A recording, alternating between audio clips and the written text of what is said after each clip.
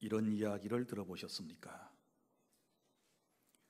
평생 동안 하나님을 섬기며 사회에서 여러 가지로 많은 기여를 한 사람이 죽어서 천국문에 이르렀답니다. 천국문에 막 들어가려고 하는데 사도 바울이 그를 가로막았습니다. 그리고 하는 말, 이 문을 통과하려면 약간의 절차가 필요한데 당신이 일평생 살아온 것을 점수로 환산해서 1000점이 되어야 한다고 했습니다. 그래서 이제 문답이 시작이 되었습니다. 나는 일평생 동안 하나님을 섬기며 선교단체에서 30년 동안 일했다고 했더니 1점이라고 그랬습니다. 충실한 한 가정의 가장으로서 사명을 다했다라고 했더니 2점이라고 했습니다. 나는 목사와 교수로 존경받으며 살아왔고 사회에도 많은 일들을 했습니다. 그랬더니 2점이라는 대답이 돌아왔습니다. 이제 이분의 마음속에 걱정이 생겼습니다. 언제 1000점이 될 수 있겠습니까? 그래서 하는 말, 그는 이렇게 고백했습니다. 나는 60년 동안 한 번도 예배에 빠진 적이 없습니다. 그리고 매일 새벽 기도 회의에 참석했고 나는 교회의 리더로서 사람들에게 성경을 가르쳤습니다. 그때 바울이 하는 말, 정말 훌륭한 일을 하셨군요. 1점 정도 되겠습니다. 지금까지 점수를 계산해 보니 10점도 안 됩니다. 그는 더 이상 이제 할 말이 없어졌습니다. 그래서 무릎을 꿇고 이렇게 하소연했습니다. 예수님, 난 어떡합니까? 난 일평생 예수님만을 믿고 예수님이 나의 구주이심을 믿고 나는 세상에 살면서 날마다 죄인됨을 고백하고 살았을 뿐입니다. 나는 아무리 생각해 보아도 죄인이네요. 여기 들어갈 자격이 없습니다. 그러니 주님, 나를 도와주십시오 라고 했더니 사도 바울이 그 얘기를 듣고, 자, 이제 당신은 드디어 1000점을 얻었습니다. 이젠 들어가도 좋습니다. 그러면서 문을 활짝 열어주었다는 말이 있습니다. 사랑하는 주안의 성도 여러분,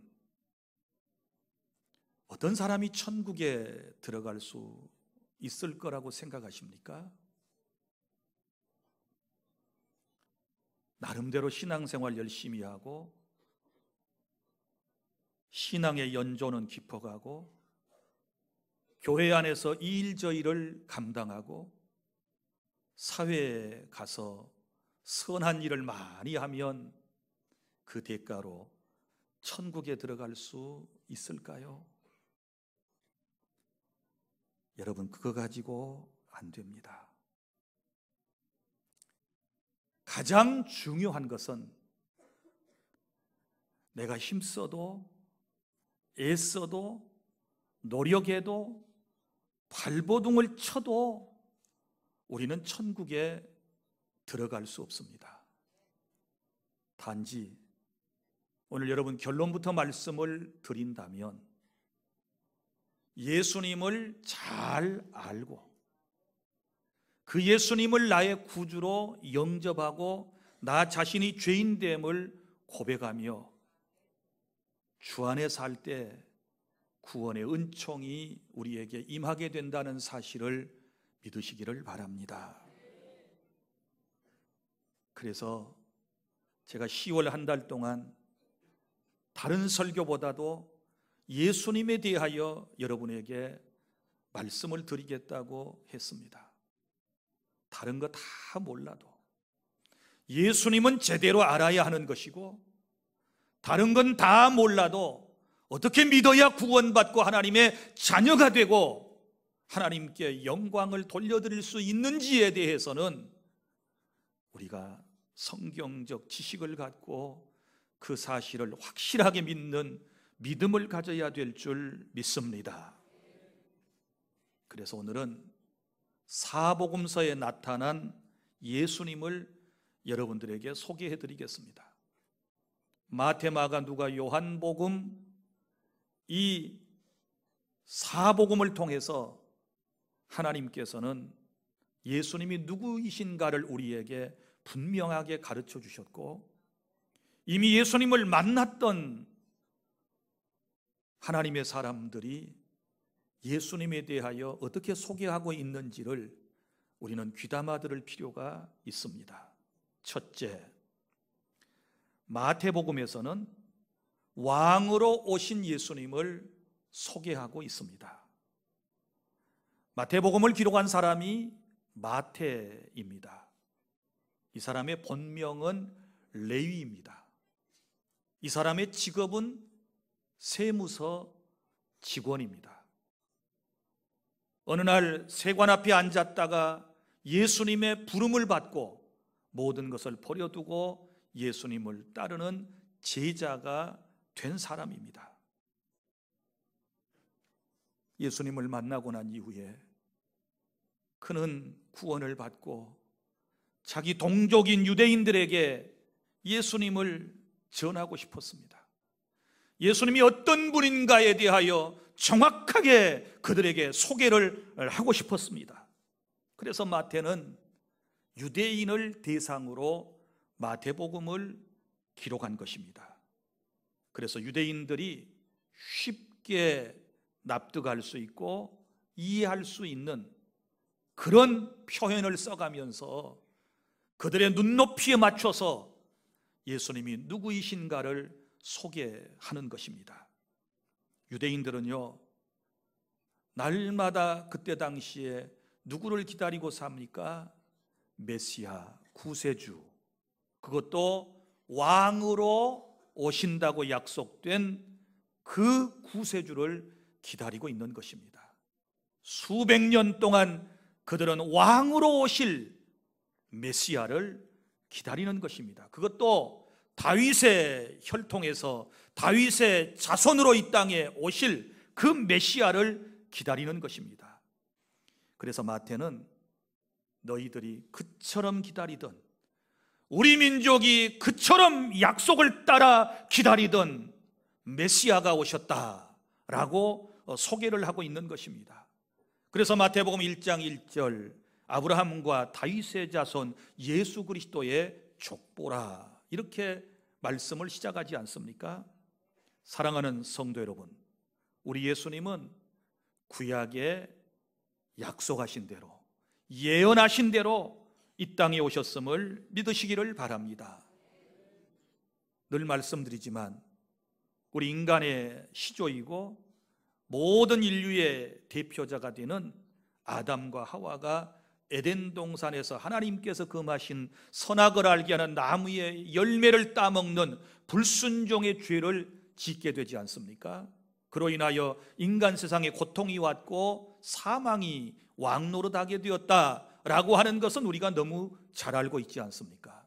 그런데 하나님은 여전히 인간을 사랑하셨습니다. 그래서 죄에 빠진 인생을 구원하시기 위하여 메시아를 보내시겠다는 약속을 하셨습니다. 언젠가 너희들을 구원할 구세주가 이 세상에 낳게 될 것이다 라고 말씀을 했는데, 그것이 바로 창세기 3장 15절에 나타난 최초의 복음, 이걸 원시복음이라고 그러는데, 여기 말씀에 구세주가 여인의 후손으로 오실 것에 대하여 말씀을 하셨습니다. 다 함께 시작. 내가 너로 여자와 원수가 되게 하고 내 후손도 여자의 후손과 원수가 되게 하리니 여자의 후손은 내 머리를 상하게 할 것이요 너는 그의 발꿈치를 상하게 할 것이다. 이렇게 말씀을 하셨습니다. 이게 무슨 얘기입니까? 지금 누가 누구와 대화를 하는 것입니까? 하나님께서 뱀 사탄과 지금 대화를 하시지 않습니까? 여기 말씀에 보면 여인의 후손, 여자의 후손이 오실 것이다. 그분이 너의 머리를 상하게 할 것이다. 너는 그의 발꿈치를 상하게 할 것이다. 이런 말씀을 해요. 무슨 얘기인가 하면 죄에 빠진 인간을 구원하기 위하여 여자의 후손으로 메시아 곧 예수님이 오시는데, 그 예수님께서 사탄의 머리를 완전히 짓밟아 깨트려 버리시게 될 것이고, 너는 여자의 후손으로 오신 그리스도의 발꿈치를 상하게 한다라고 하는 이 말은 십자가에 네가 죽게 할 것이다, 상하게 할 것이다 라고 하는 것을 예언한 말씀입니다. 그런데 이 최초의 복음이 작은 아주 신랄 같은 잘 보이지도 아니할 이 점 하나로 시작되지만, 나중에 점차 주님은 계속해서 시간이 흐르면서 우리에게 그 메시아에 대한 약속을 주시지 않습니까? 창세기 9장 27절에서는 셈의 후손으로 오실 것이다. 그리고 창세기 12장 3절에서는 아브라함의 후손으로 오실 것에 대하여 말씀을 하셨습니다. 다 함께 시작. 너를 축복하는 자에게는 내가 복을 내리고 너를 저주하는 자에게는 내가 저주하리니 땅의 모든 족속이 너로 말미암아 복을 얻을 것이라 하신지라. 아멘. 여기 바로 여인의 후손에 대한 얘기입니다. 메시아가 아브라함의 후손을 통해서 오시게 될 터인데, 땅의 모든 족속이 너로 말미암아, 곧 아브라함의 후손으로 태어나서 모든 인간을 죄에서 구원하실 그분을 통하여 많은 민족이, 모든 족속이 구원의 은총, 복을 받게 될 것이다. 이렇게 말씀을 하시지 않습니까? 자, 창세기 49장 10절로 계속 넘어가면 이제 그 메시아는 유다 지파를 통해서 오신다. 이스라엘에 12지파가 있는데 유다 지파를 통해서 오시게 될 것이다. 또 사무엘하 7장 12절에서는 다윗의 혈통으로 오실 것이다. 그리고 이사야 7장 14절에서는 처녀의 몸을 통하여 메시아가 오실 것이다. 그리고 미가서 5장 1절부터 5절에서는 그 메시아는 유대 땅 베들레헴에서 다윗의 동네에서 탄생하게 될 것이다 라고 예수님 탄생 700년 전에 확실하게 예언을 하셨는데, 그 예언대로 우리 예수님께서 이 땅에 오셨음을 믿으시기를 바랍니다. 여러분, 유대인들은 누구를 기다린다고 그랬습니까? 왕을 기다리고 있습니다. 메시아를 기다리고 있습니다. 특별히 왕을 기다리고 있습니다. 수백 년 동안, 그들은 수천 년 동안 왕으로 오실 분을 기다리는 것입니다. 왜냐하면 사실 그들의 역사를 보십시오. 이스라엘 공동체는 북쪽 이스라엘과 남쪽 유다나라 이 공동체를 통틀어서 계속해서 역사 이래 주변의 강대국들에게 얼마나 많은 어려움을 당했는지 모릅니다. 저 아수르에게, 그리고 바벨론에게, 그리고 페르시아에게, 그리고 헬라에게, 그리고 지금은 로마 제국의 압제하에 있는 것입니다. 그래서 그들의 마음속에는 메시아 대망 사상이 가득 차 있습니다. 우리의 왕이 오신다, 다윗의 혈통을 이어받고 왕이 오신다. 그러면서 그 왕을 기다리는 그 사람들에게 마태는 바로 그분이 누구냐? 봐라, 예수님이시다. 예수님이 우리 민족의 왕으로 오셨다라고 그는 지금 소개를 하고 있는 것입니다. 사랑하는 주 안의 성도 여러분, 우리 예수님은 저와 여러분의 왕으로 이 세상에 오셨음을 믿으시기를 바랍니다. 우리가 한 나라 혹은 국가라고 할 때 몇 가지 요소를 포함해야 합니다. 먼저는 영토, 영역이 있어야 되겠지요. 그 다음에 거기에 거주하는 백성이 있습니다. 그리고 통치자가 있어야 국가라고 할 수 있지 않겠습니까? 예수님은 우리의 왕으로 오셨습니다. 그럼 왕만 있는 나라가 어디 있습니까? 하나님의 나라가 있습니다. 마태복음에 천국이라고 그랬습니다. 다른 복음서에는 하나님의 나라라고 분명하게 설명을 하고 있습니다. 사랑하는 주 안의 성도 여러분, 기억하십시오. 우리는 예수님을 믿는 순간에 이미 하나님의 나라에 우리의 소속이 분명하게 되어졌다는 사실을 믿으시기를 바랍니다. 이 땅에 발붙이고 살아도 예수님을 믿는 사람들은 이미 하나님의 나라 속에 들어오셨습니다. 하나님 나라 질서 속에 들어오셨습니다. 그리고 이제부터 여러분이 예수님을 믿는 그 순간부터 주님이 우리를 다스리시고 우리를 통치하시고 우리를 주장하시고 우리를 이끌어 나가신다는 사실을 깨달을 수 있기를 바랍니다. 그렇다면 하나님 나라 질서 속에 들어온 우리는 하나님의 법도를 따라 살아야 되지요. 주님이 우리에게 가르쳐 주심을 따라서 우리는 살아야 우리가 하나님 나라의 백성이라는 사실을 나타내지 않겠습니까? 여러분 고백하십시오. 주님은 나의 왕으로 오셨다. 따라합니다. 예수님은 나의 왕이십니다. 나를 다스려 주십시오. 믿습니까? 다스림 속에는 여러분 보호하심도 포함되어 있습니다. 주님 나라 백성이라면 주님께서 완벽하게 책임을 져주신다는 사실을 믿으시기를 바랍니다. 미국이라고 하는 나라를 보세요.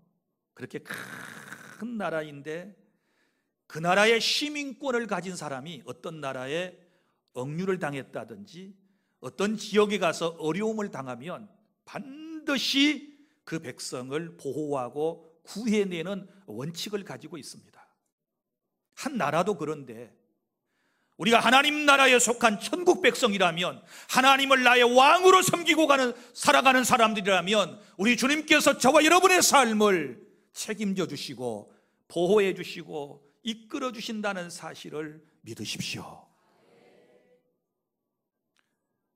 그리고 둘째로, 이제 마가복음에서는 종으로 오신 예수님을 소개하고 있습니다. 마가복음은 마가라고 하는 요한이 기록을 했습니다. 자, 아까 마태의 본명은 레위라고 그랬습니다. 마가복음을 기록한 마가는 요한이라고 하는 이름도 가지고 있었습니다. 그래서 우리가 마가 요한 이렇게 말하지 않습니까? 그런데 이 마가는 예수님의 제자는 아니었습니다. 자, 이 사람은 누구의 제자였느냐? 베드로의 제자였습니다. 베드로를 모시고 다니면서 늘 예수님의 말씀을 전해 들었습니다. 그리고 예수님에 대한 수많은 이야기들을 그는 직접 예수님을 모시고 다녔던 제자였던 베드로에게 들을 수가 있었습니다. 그러면서 그는 또한 통역관이었습니다. 베드로의 통역관, 여러분 보십시오. 그때의 사회에는요 참 구조가 복잡해요. 적어도 어느 정도 박식한 이스라엘 사람이라면 4개 언어 정도는 구사를 해야 돼요. 먼저 그들이 본래부터 썼던 히브리어를 할 수 있어야 돼요. 그리고 예수님 당시에 일상적인 언어는 아람어였어요. 예수님도 아람어로 말씀하시고 아람어로 설교하셨어요. 그리고 또 그 당시에는 로마 제국 하에 있었기 때문에 라틴어를 할 수 있어야 돼요. 그런데 로마 제국 바로 앞에 어느 나라의 어느 제국의 지배를 받았는가 하면 헬라 제국의 지배를 받았습니다. 그러면 헬라어도 할 수 있어야 돼요. 자, 그래서 늘 이 마가가 베드로를 모시고 다니면서 통역을 해주게 되었던 것이지요. 그리고 또 이 마가는 이제 정말 누구에게 이 예수님을 소개하고 싶었는가? 그러면 특별히 로마 사람들에게 예수님을 소개하기를 원했습니다. 로마 사람들에게 그리스도가 어떤 분인가를 소개하기를 원했거든요. 그래서 이제 로마 사람들의 눈높이에서 예수님을 소개하는 것입니다. 로마 사람들은 헬라 사람들과 달라서 이 사람들은 이론, 생각보다는 실천적 행동을 항상 원하는 사람들이에요. 헬라 사람들은 늘 토론 문화이지 않습니까? 그런데 로마 사람들은 거기에 반하여 늘 행동, 실천을 더 먼저 앞세우는 사람들이었기 때문에 그들의 눈높이에 맞춰서 예수님을 소개하기를 시작합니다. 그래서 긴 설교보다는 예수님께서 어떤 일을 행하셨는가? 자, 예를 들어서 예수님께서 병든 사람을 찾아가셔서 병든 사람을 고쳐주신 일을 기록하고, 가난한 사람들, 고아와 과부들의 친구가 되셔서 그들을 보살펴 주셨던 그런 일들을 집중적으로 기록을 하기를 시작했습니다. 그러면서 바로 섬기는 종으로 오신 예수 그리스도를 맨 처음으로 마가라고 하는 사람이 사복음서 가운데 AD 65년경에 맨 처음으로 이 마가복음서를 기록을 한 것입니다. 특별히 사복음서의 공통 비율이 이 마가복음서에는 93%나 차지하고 있습니다. 그래서 사복음서의 내용이 비슷비슷하지만 그 중에서 한 권만 골라서 맨 먼저 읽기를 원한다고 그러시면 여러분들에게 마가복음을 맨 먼저 읽으라고 소개할 수 있을 것입니다. 왜? 복음서 가운데 맨 먼저 기록된 마가복음이기 때문에 그렇습니다. 누구에게 썼다고요? 로마 사람들에게. 예수님을 어떻게 소개한다고요? 종으로 섬기기 위해서 오신 실천적 예수님을 소개했는데, 마가복음에 요절과 같은 구절이 있는데 마가복음 10장 45절 다 함께 낭독합니다. 시작. 인자가 온 것은 섬김을 받으려 함이 아니라 도리어 섬기려 하고 자기 목숨을 많은 사람의 대속물로 주려 함이니라. 아멘. 예수님이 어떤 분이십니까? 종으로 오셨다. 예수님은 섬김을 받으려고 오신 것이 아니고 도리어 섬기려 하고 자기 목숨을 많은 사람에게 대속물로 주기 위해서 예수님께서 오셨다라고 분명하게 말씀을 하고 있지 않습니까? 사랑하는 주 안의 성도 여러분, 여러분이 예수님을 마음의 왕으로 모셨다면 왕이신 주님을 섬겨야 하는 것이고, 그리고 또 주님이 우리를 섬겨주심으로 우리가 구원받았다면 우리의 이웃들을 또한 섬기는 그런 귀한 사명을 잘 감당해야 될 줄 믿으시기를 바랍니다. 섬김을 받으려 하기보다는 도리어 많은 사람을 섬기려고 하는 것이, 이것이 우리의 마음속에 기쁨이 되어야 하는 것이고, 그렇게 될 때에 우리가 주님을 더 많이 닮았다라는 평가를 주님으로부터 받게 될 줄로 믿으시기를 바랍니다. 예수님도 섬기러 오셨는데 우리가 사회 공동체 안에서, 특별히 교회 공동체 안에서 자꾸만 섬김을 받으려고 하는 것은 여러분, 주님을 제대로 만난 사람이 아니다라는 것을 알아주시기를 바랍니다. 그 다음에 세 번째, 누가복음에는 인간으로 오신 예수님을 소개하고 있습니다. 인간으로 오신 예수님. 여러분 보십시오. 누가복음은 누가 기록했습니까? 누가라고 하는 사람이 기록을 했습니다. 누가는 헬라 사람입니다. 자, 이 사람의 본래 직업은 의사였습니다. 굉장히 당시에 박식한 사람이었습니다. 자, 이 사람은 헬라인이니까 누구에게 복음을 전하기를 원했을까요? 헬라 사람들에게 복음을 전하기를 원했습니다. 다시 뒤로 넘어가 볼까요? 마태는 누구에게? 유대인들에게. 마가는 누구에게? 로마 사람들에게. 자, 그 다음에 누가는 누구에게? 헬라인들에게 복음을 전하기를, 예수님을 전하기를 원했습니다. 그런데 보십시오. 당시 헬라에는 많은 신화가 있었고 소위 철학자들, 지성인들이 얼마나 많이 있었는지 모릅니다. 자, 그러한 지성인들을 설득하기 위해서는 복음서 가운데 가장 긴 글을 써야 했습니다. 그래서 여러분, 이 누가복음의 분량이 가장 복음서 가운데 많아지게 된 것입니다. 자, 우리가 이 복음서를 읽다가 이런 것을 보게 될 거예요. 예수님의 족보. 신약 성경에 예수님의 족보는 두 곳에 나타납니다. 마태복음과 누가복음에 예수님의 족보가 나오는데 이 두 족보가 약간 다르다는 것을 여러분이 아실 수 있게 될 거예요.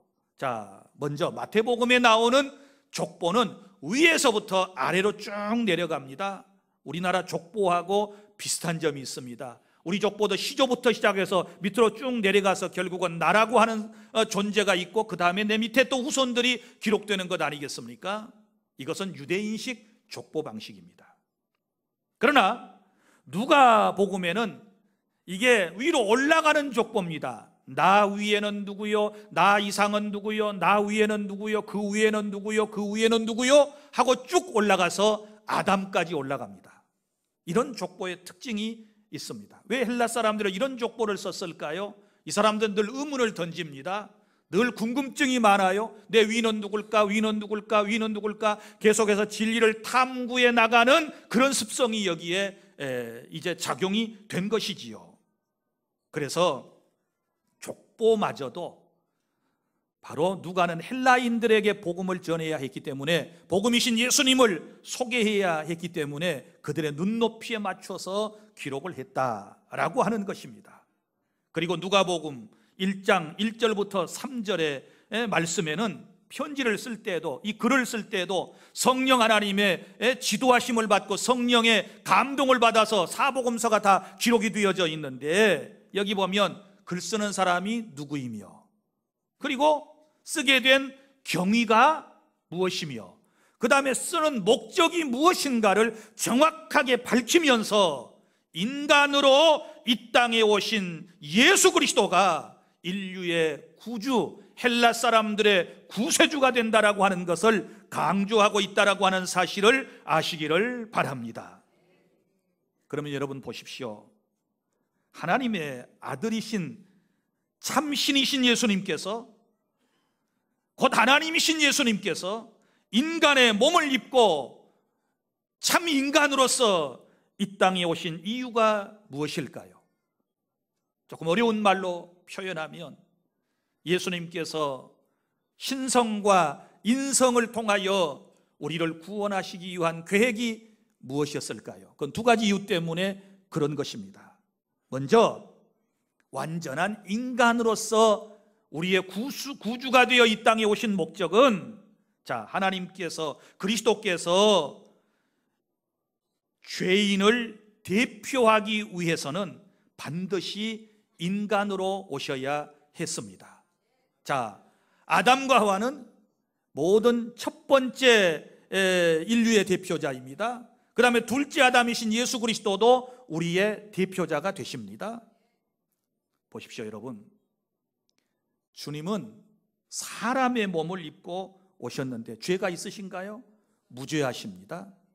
왜? 성령으로 직접 잉태하셨기 때문에 원죄라고 하는 것이 있을 수 없어요.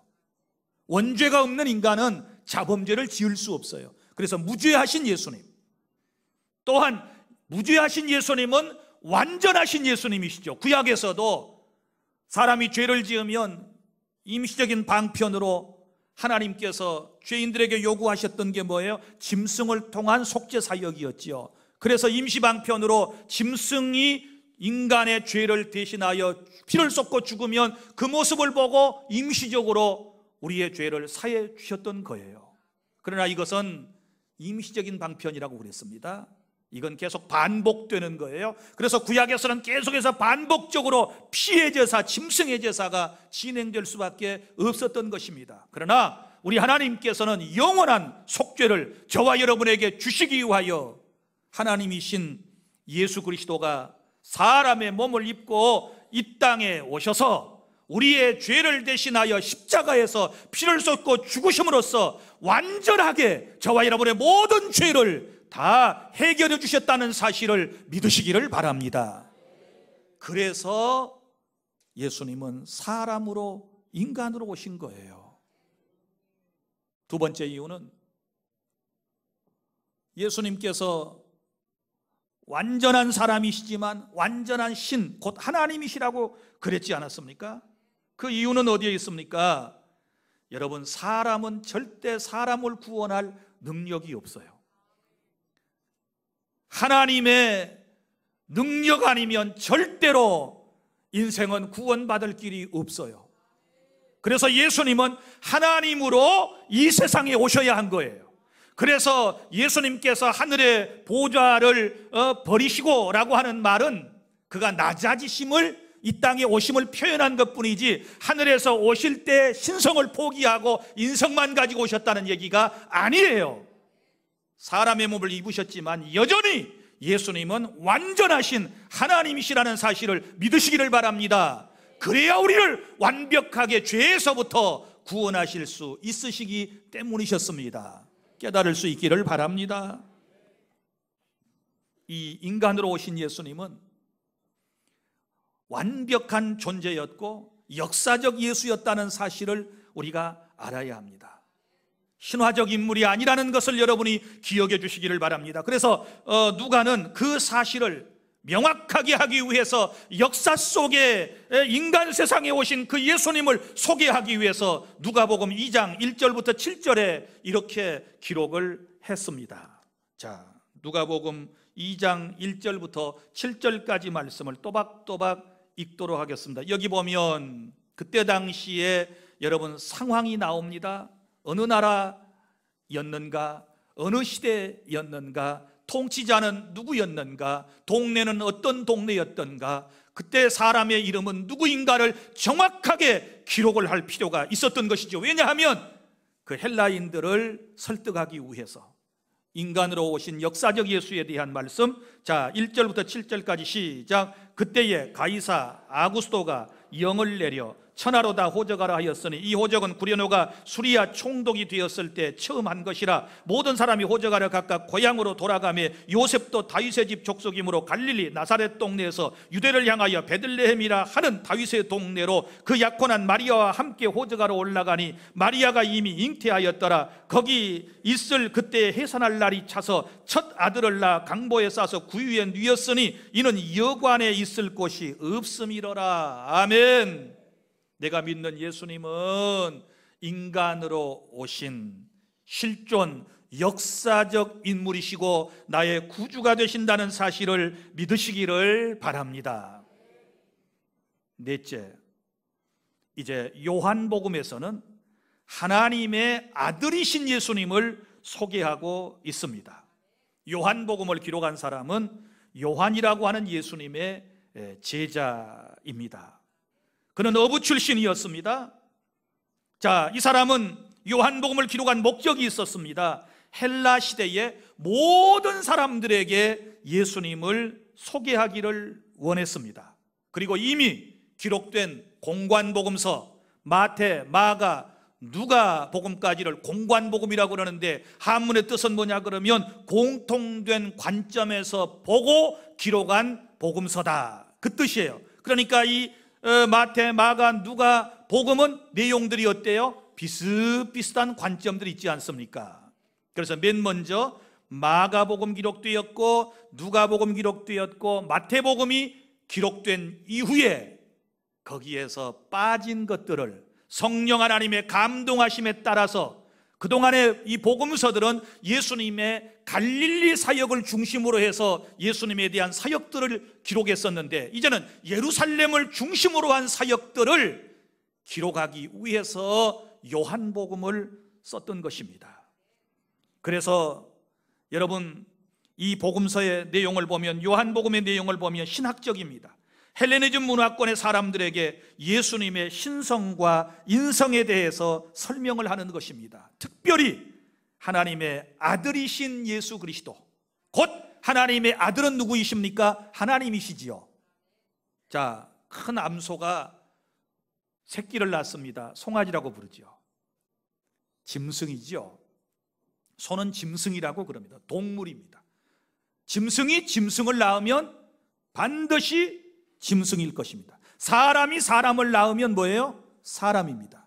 하나님이 하나님의 아들이라고 말을 할 때는 누구예요? 하나님이시라 그 말이에요. 믿습니까?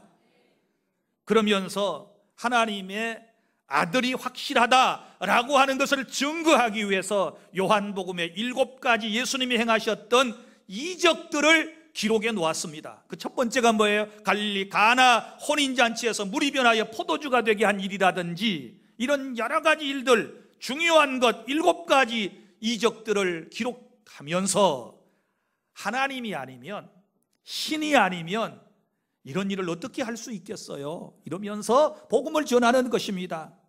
인간이지만 하나님이시기 때문에 이런 기적이 일어났다. 그러면서 예수는 곧 하나님의 아들, 곧 하나님이시다 라고 하는 것을 사람들에게 소개하고 있는 것입니다. 믿습니까? 여러분은 예수님을 인간 예수로만 믿어서는 안 돼요. 완벽하신 인간이시지만 완벽하고 완전하신 하나님 되심 또한 믿으시기를 바랍니다. 할렐루야. 그래서 예수님께서 직접 하셨던 말씀을 인용해서 우리에게 전달해 주었습니다. 요한복음 14장 6절, 예수님이 누구이신가 볼까요? 다 함께 시작. 내가 곧 길이요 진리요 생명이니 나로 말미암지 않고는 아버지께로 올 자가 없느니라. 아멘. 예수님이 하신 말씀을 그대로 기록을 해 놓았답니다. 또 보십시오. 그리고 요한이 이제 공관복음에 혹 빠져 있는 것들을 보충하기 위해서, 예수님의 신성을 강조하기 위해서, 하나님의 아들 되심을 더 자세하게 설명하기 위해서 이 요한복음을 기록한 목적이 나옵니다. 요한복음 20장 31절 다 함께 시작. 오직 이것을 기록하면 너희로 예수께서 하나님의 아들 그리스도이심을 믿게 하려 함이요 또 너희로 믿고 그 이름을 힘입어 생명을 얻게 하려 함이니라. 아멘. 자, 오직 이것을 기록하면 바로 목적이 있다는 거지요. 너희로 예수께서 하나님의 아들 그리스도이심을 믿게 하려 함이요. 믿습니까? 예수님이 하나님의 아들 곧 하나님이심을 믿어야 된다 그 말이지요. 자, 믿으면 어떤 결과가 생길까요? 또 너희로 믿고 그 이름을 힘입어 생명을 얻게 하려 하심이라. 아멘. 자, 나는 지금 여러분들에게 예수님을, 이미 복음서에 기록되어 있는 예수님을 소개하고 있는 것뿐입니다. 여러분이 예수님의 소개를 분명히 잘 받고 여러분이 이해를 하셨다면 이제 여러분이 하셔야 할 일은 뭐예요? 믿는 것입니다. 예수께서 하나님의 아들 그리스도이심을 믿는 거예요. 할렐루야. 그래서 오늘 마가복음에서도 하나님의 아들 예수 그리스도의 복음의 시작이다 이렇게 말씀을 하셨습니다. 복음은 곧 누구입니까? 하나님의 아들 예수 그리스도가 복음이 되심을 믿으시기를 바랍니다. 이제 우리가 해야 할 일은 뭐예요? 믿는 것입니다. 확실하게 믿으시기를 바랍니다. 이 믿음 위에 서 있는 사람은 절대로 신앙이 흔들리지를 않는 것입니다. 우리의 신앙생활의 목적은 예수님을 더 자세히 아는 것입니다. 그리고 그 예수님을 닮아가는 것입니다. 그리고 그 예수님처럼 우리는 살아가는 이것이 신앙의 목적이 된다라고 하는 사실을 믿으시기를 바랍니다. 이제 말씀을 맺습니다. 우리 하나님께서는 사복음서를 통해서 우리에게 예수님이 어떤 분이신지를 말씀해 주셨습니다. 먼저 마태복음을 통하여 예수님을 우리의 왕으로 소개하고 있음을 믿으시기를 바랍니다. 따라하겠습니다. 예수님은 나의 왕이십니다. 나를 다스려 주십시오. 믿습니까? 항상 주님의 나라 속에 속해 있다는 걸 알고 주님의 다스리심을 받고 왕이신 주님만을 높이시며 살아가실 수 있기를 바랍니다. 그리고 예수님은 나의 죄를 대속해 주시기 위하여 종으로 우리에게 오신 나의 주님이십니다. 이제 주님이 나를 섬겨주심으로 내가 구원받았다면 나도 항상 하나님을 섬기고 왕이신 주님을 섬기고 내 가족과 이웃과 교회 공동체와 이 사회를 섬기는 귀한 사명을 감당해 주시기를 바랍니다.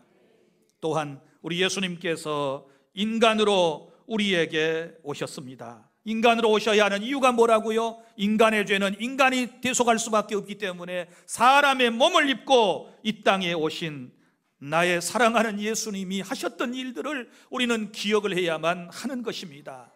내가 거저 구원받게 하시려고, 은혜로 구원받게 하시려고 성부 하나님께서 우리를 사랑하시고 성자 예수님께서 우리를 위하여 이 땅에 사람의 몸을 입고 오셔서 피를 쏟고 죽으시고 성령 하나님께서 그 사실을 믿게 하심을 통하여 내가 거저 하나님의 은혜로 구원받았다는 이 사실을 여러분이 꼭 기억해 주시고 그런 마음으로 주님을 섬겨주시기를 바랍니다.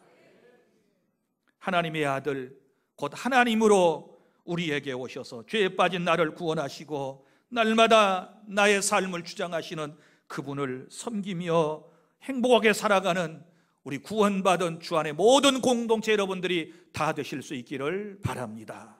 기도하겠습니다.